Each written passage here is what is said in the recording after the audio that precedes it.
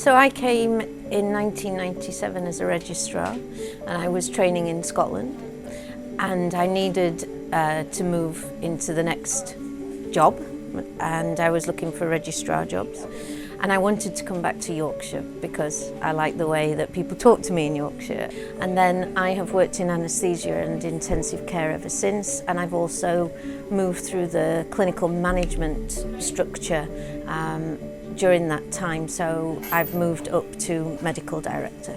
It was brilliant. I've enjoyed just about every day here. It's a friendly place, it's a very busy place, it's a very challenging place. The people were good, they were nice, they were pleasant, it was fun, and the patients, everything, every illness, every condition, everything is here.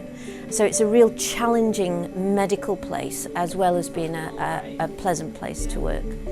But the way we have it set up here is a very supportive way of working, and intensive care being so challenging, it's very good to know that you've got somebody else who you can just throw ideas against and talk to and discuss what you're doing and how you're managing your patients, and you've got immediate access to extra help if you needed that.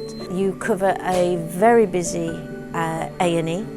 You have a huge acute medicine take on the Hull Royal site and a very large surgical take, which is not just acute general surgery, but we are a vascular unit, we are a neurosurgical unit, and we are a major trauma centre.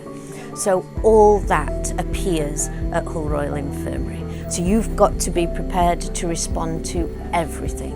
There's been a number of changes in intensive care which have meant far more of our patients survive. And that's been an extraordinary thing to witness since the early 90s, when perhaps 40 or 50% of our patients died. And now our results in Hull are one of the best in the country. We're down to mortality rates in the unit of around about 10 to 12%. And that's extraordinary. And it's amazing to think that you work in a place that can save so many lives, but also make, for those patients who don't survive, we are very good at helping relatives and patients, but particularly relatives, at the very worst time in their lives, get through the very, very scariest and most frightening experiences. And we do that as a team, so it's not just the doctors. In fact, we're only a small part of that team. It's the nursing staff, it's the nurses in charge, it's the managers, it's the physios, it's the other therapists that come to us. We all work really closely together, and that team approach is what has made the biggest difference here.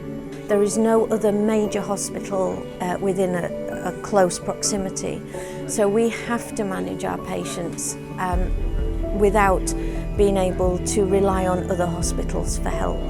And that's quite special, because if you were working in London or Manchester or Birmingham, there are many other big hospitals around you who would have expertise, equipment, staff who might be able to help you out. Here we've got to be self-sufficient, and that makes us very special.